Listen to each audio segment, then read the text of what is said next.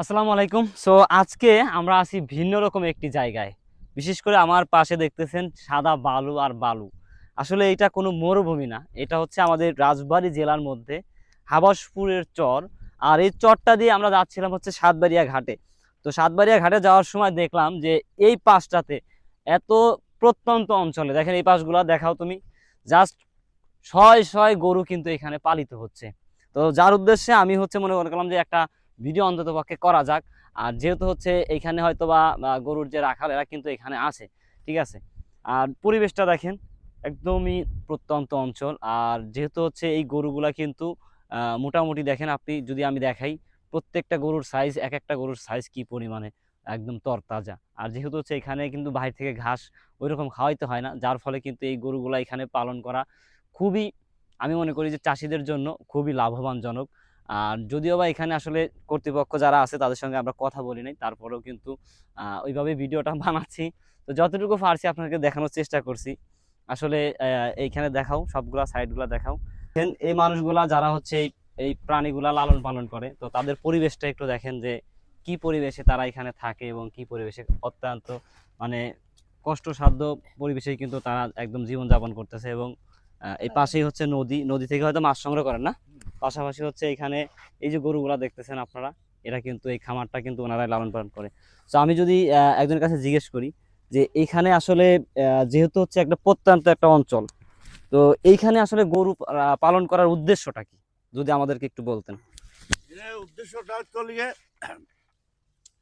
আপনার এই এই এই জায়গাতে একটা চর পড়েছে নতুন। চর পরে এই চরে বন আছে। এই বন ছাড়া তো এই গরু পালা যায় না, দেশি গরু। ওই জন্যই আমরা চলে গিয়ে এই চরে আসি, এই গরু চলে এই চর কিনে নিয়ে ওর রাখতেছি। কারণ এই ওদিক তো নদী। যেহেতু হচ্ছে এখানে এখানে কি সবই কি দেশি গরু আছে নাকি বাইরের কোনো গরু আছে? সব দেশি গরু। সব একদম বাংলাদেশি। এখানে মোটামুটি কতগুলা গরু আছে আপনার কাছে আনুমানিক? সহচারী গরু আছে বাছুর মাছুর দিয়ে। সব তারিখ এখানে কি শুধু প্রজেক্টটা কি একজনের নাকি বিভিন্ন জন ভাগে? আমরা 8-9 জন লোক আছে ভাগে। 8-9 জন লোকে ভাগে। 11 জন গরু আছে। 11 জন। তাতে আনুমানিক এখানে কতগুলা গরু আছে? 400 গরু। 400 গরু। 400 গরু। তো এই যে আপনারা এখানে থাকেন, মূলত কি এই 400 গরু কি এতগুলা যে লোকজন আছেন সবাই মিলে দেখভাল করেন? যৌথভাবে আমরা দেখি। যৌথভাবে। আচ্ছা, যাই হোক, এটা যেহেতু হচ্ছে রাজবাড়ী জেলার পাংশা থানার মধ্যে পড়ছে, এটা হাবাসপুর চর। তো আমরা সাধারণত কিন্তু চর বলতে বোঝায় যে চরের মানুষগুলা কিন্তু ভয়ঙ্কর হয়ে থাকে বা চরে অনেক সমস্যা হয়। তো এইখানে যে মানুষগুলো আছে আসলে তাদের সঙ্গে আপনারা যদি আসেন, এখানে যারা রাজবাড়ী জেলার মানুষ আছেন বা পাংশা থানার মানুষ আছেন, তো এইগুলা মানুষগুলাকে দেখেন, এগুলাকে দেখে কি মনে হয় যে এরা একজন লোক এর সঙ্গে কোনো রকম কিছু করতে পারে বা কোনো রকম খারাপ একটা দিক আছে এদের মধ্যে? এখানে যারা যে মানুষগুলো আছে, আপনারা কতজন আছেন তাতে? আমরা 11 জন। 11 জন লোক আছে।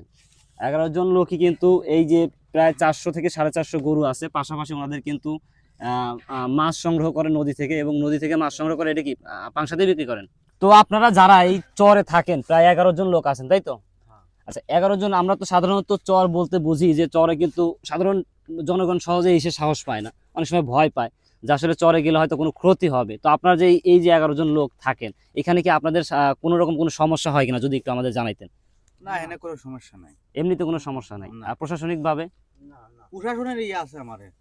আচ্ছা, যেহেতু কোনো সমস্যা হলে প্রশাসন হয়তো দেখবে। আচ্ছা, যেহেতু সামনে হচ্ছে নির্বাচন, তো নির্বাচনকে ঘিরে যে দলমত গুলা থাকে, দেখা যাচ্ছে যে আমরা সাধারণত জানি যে চর গুলা কিন্তু দখলদারিত্বে চলে। যে এখন বর্তমান যে সরকার আছে এর আন্ডারে দখল থাকে, আবার চলে গেলে আরেকজন সরকারের আন্ডারে দখল হয়ে যায়। তো সেই ক্ষেত্রে আপনারা কি বলতে চান যে আপনাদের সাধারণ যে মানুষগুলো আছেন খেটে খান যারা, তো তাদের উদ্দেশ্যে, সরকারের উদ্দেশ্যে বা জনগণের উদ্দেশ্যে বা যারা নেতা কর্মী আছে তাদের উদ্দেশ্যে আপনি কি বলতে চান? ধরেন যখন যে সরকার আসে তখন সেই সরকারের দখলে চর থাকে, আমরা হয়তো তাদের থেকে চর কিনি। আচ্ছা, এই চরগুলা কি আপনারা সাধারণত লিজ নেন নাকি কিনে? বনের চর কিনি আমরা। বনের চর কিনেন। আচ্ছা, যদি দেখে তো এই চরটা কিন্তু সরকারি জায়গা, তো সরকার যদি সেক্ষেত্রে আপনাদের একদম টোটালি ফ্রি করে দিত বা একদম কোনো পয়সা ছাড়া দিত, তাহলে আপনাদের কি সুবিধা হতো না আরো? আমার তো সুবিধা হইতে, ধরেন এই গরু বাছুর তো বাড়িতে পোষা যায় না। ধরেন এত গরু তো আর বাড়িতে পোষা যায় না, এখন চর ঘাটে এসব গরু পোষা লাগে। এখন ধরেন যদি হইতো তো ভালোই হতো, এতে পোষায় তো লাভ হয় না সেরকম।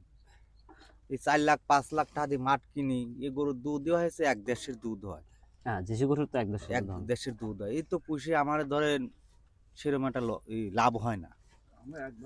আগে ধরেন মাঠ কিনতে হবে 1 লাখ 1.5 লাখ টাকা দিয়ে, এখন সে দেখা মাঠ কিনা লাগে 5 লাখ 6 লাখ টাকা। তার মানে কি মানে বলতেছেন যে আগের থেকে এখন আরো বেশি ডিমান্ড, হ্যাঁ 4 ডবল, বুঝতে পারছি। ধরেন ধরেন আমরা রাজনীতি করি না, আমরা সরকারে থাকি, আমার যে সরকারি হোক আমার নিরাপত্তা ধরেন প্রশাসন যেন ভালো প্রশাসনের একটা ক্ষেত্রে- নিরাপত্তা হ্যাঁ, দেয়, এটা হচ্ছে এই টাকা তো- লাগুক আর পয়সা লাগুক, প্রশাসন যেন আমাদের একটা ভালো নিরাপত্তা দেয়। হ্যাঁ, এবং যদি পারতো সরকার যদি এই চরগুলা সাধারণ জনগণ মানুষ যারা খেটে খায় তাদের জন্য যদি উন্মুক্ত করে দিত, আমার মনে হয় আরো ভালো হতো নাকি। ধন্যবাদ সবাইকে। তো প্রিয় দর্শক, দেখলেন এই চরের মানুষের জীবন যাপন, আর পাশাপাশি দেখেন এনাদের খাওয়ার সিস্টেমগুলো দেখেন। যদিও বা অনেক পরিশ্রম করে, তো দিন শেষে কিন্তু এই হলো পরিবেশ। তো যাই হোক, বেশি কথা বলবো না। সকলে খালি প্রেম নিয়ে নিয়ে যায়, আমার তো কেউ প্রেম দিবির আসে না, এইটি তো বুঝিনি। সকলে খালি প্রেম নিয়েই যায়। গ্যাসটা ভালো চলে, মস্তান টস্তান যদি দেখে দাবা আলা হয় সরকার। তাই আমরা তো এদের একটাই কথা যে আগামীতে বাংলাদেশে যে সরকারই আসুক না কেন, সরকারি আছে। তো সেটা হোক বিএনপি সরকার, হোক জামায়াত সরকার, হোক জোট সরকার, যে সরকারই আসে যেন বাংলাদেশটা একটা সুন্দর রাষ্ট্রে পরিণত হয়, এই মানুষগুলার কিন্তু এতটুকুই আশা। তো পরবর্তী ভিডিও দেখার জন্য সবাই অপেক্ষা থাকুন। ভালো থাকবেন সবাই। আসসালামু আলাইকুম।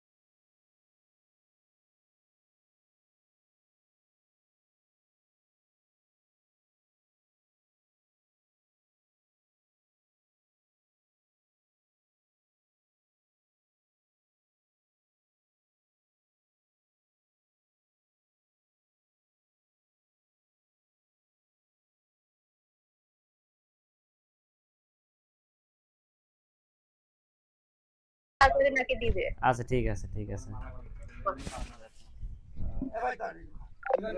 আমি খাইনি, দুধ খাইনি। আমরা হলো মূলত আপনার যা ছিলাম হলো পাবনা।